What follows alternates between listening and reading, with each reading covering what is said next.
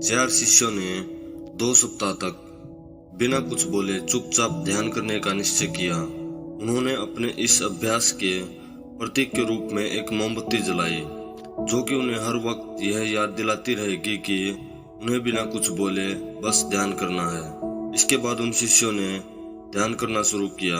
पहले दिन की रात होते होते मोमबत्ती टिमटिमाई और फिर बुझ गई। यह देखते ही पहले शिष्य ने कहा, अरे नहीं, यह मोमबत्ती तो बुझ गई।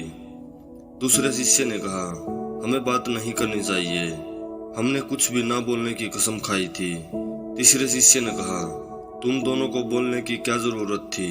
चौथा शिष्य हंसते हुए बोला, हा हा हा हा, मैं अकेला हूँ जिसने बात नहीं की। दोस्तों, उन सभी के बोलने के अलग अलग कारण थे, लेकिन चारों में से प्रत्येक ने बिना कुछ सोचे तुरंत ही अपने विचार रख दिए। उनमें से किसी ने भी इस स्थिति को सुधारने का प्रयास तक नहीं किया। उसी आश्रम में उन चारों के अलावा एक बूढ़ा बुद्धिमान गुरु भी था। वह बिना कुछ बोले उनकी तरफ ध्यान दिए बिना ही चुपचाप ध्यान करता रहा। इस तरह से उस बुद्धिमान गुरु जी ने बिना एक भी शब्द बोले उन चारों को ही उनकी गलती का एहसास करा दिया, जो वह चारों बोलकर भी नहीं कर पाए।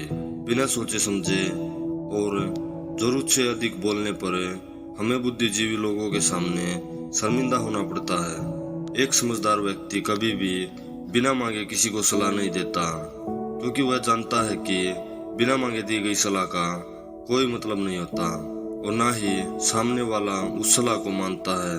लेकिन आजकल लोगों ने अपनी प्रॉब्लम बताई नहीं कि हम उन्हें सल्यूशन देना शुरू कर देते हैं, जबकि 99% केसेज में जब हम लोगों से अपनी प्रॉब्लम शेयर कर रहे होते हैं तब वह हमसे कोई सलूशन नहीं सुनना चाहते, बल्कि वह तो सिर्फ यह चाहते हैं कि हम उनकी बातों को ध्यान से सुने और इससे उन्हें कुछ समय के लिए शांति मिल सके।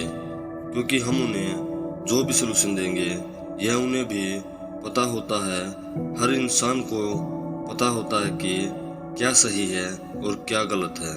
इसलिए जब अगली बार हमसे कोई अपनी प्रॉब्लम शेयर करे तो बस उसकी बातों को ध्यान से सुने, उसे कोई सलाह ना दें जब तक कि उसने कोई सलूशन मांगा ना हो। क्योंकि सामने वाला इंसान बस हमसे इतना ही चाहता है कि हम उसकी बातों को ध्यान से सुने और समझें। यह बात तो आप लोगों ने भी सुनी होगी कि हम जितना कम बोलते हैं उतने ही समझदार होते जाते हैं, और उसका उल्टा भी उतना ही सही है। जो जितना बुद्धिमान होगा वह उतना ही कम बोलेगा।